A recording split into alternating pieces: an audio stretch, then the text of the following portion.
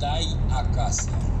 Dacă legea ai pentru casă, nu pleca, ci stai acasă.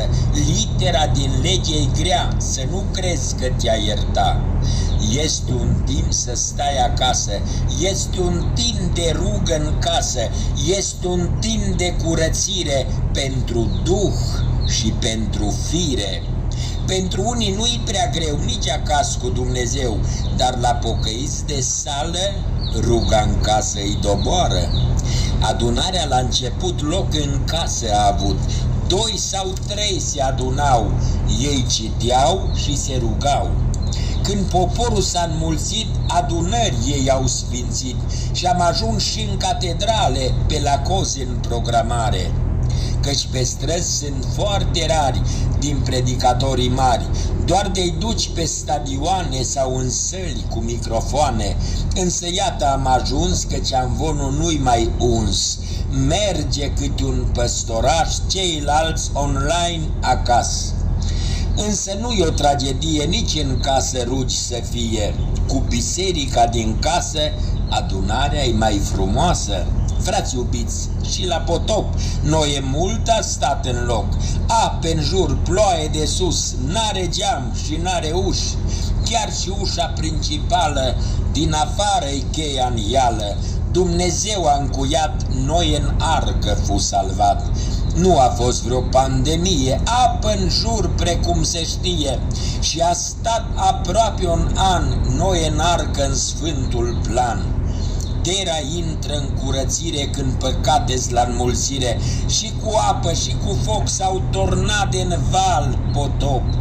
Când veniră la Avram, îngerii sunt primul plan, el acasă i-a primit, masă bună le-a gătit. La Sodoma tot așa, Lot acasă se ruga, virusul de prin focare te salvează prin rugare. Cu durere în Egipt, cu întâi născut murit, tot Israelul în casă în Gosen, ei stau la masă. Și atunci la revărsare, cu apostoli în rugare, acasă în Ierusalim se rugau cu toți, amin. Și Saul când a orbit, prin proroc s-a izbăvit. Anania în frică mare intră în casă cu lucrare. Cine a auzit vreodată solzi pe ochi? La Saul iată, ce minune, au căzut, Domnul Sfânt așa a vrut. Stai și tu cam tot așa, legea în casă azi te vrea. Virusul de la păcat prin rugare n-a intrat. Virusul prin telefon te îngrozește chiar și în ton. Prorocii cu pronostic și n-ai înțeles nimic. Calcule în laborator, se trimit virus la om. Ca bătrânii să cam moară, curg ideile prin țară. Biblia nu-i prea citită, cum COVID-ul de ispită. Pocăința în colaps, așteptând sfântul lăcaș. Se duc oamenii de bine, iar în țară vin ruine. Moartea a intrat în casă și un microb micuț îți lasă.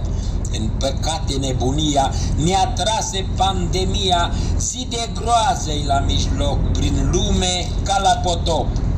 Când semnalul se trăgea, Ninive se pocăia, noi uităm să ne rugăm și cu virus ne luptăm.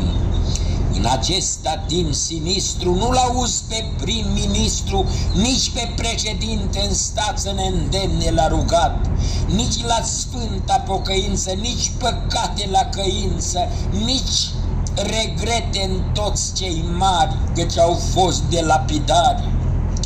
Cu decretul pentru casă într-o zi ce pui la masă? Când vei fi blocat total, când o pâine-i tot mai rar, hai români, fața în sus, rugăciune la Iisus, fără rugăciune în stat greu va fi la redresat. Vine sărăcia în țară, când cei mulți nu mai lucrară, vor fi foamete și ciumi, oamenii în groază nebuni.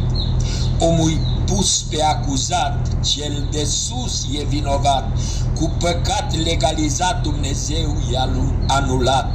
Noi ce am rămas pe cale, ne rugăm cu încredințare, așteptăm, Doamne, salvare, uși deschise în adunare, Doamne, dă-ne îndurare, ce-am făcut ne dă iertare, suflete să pregătim, te așteptăm, Doamne, amin.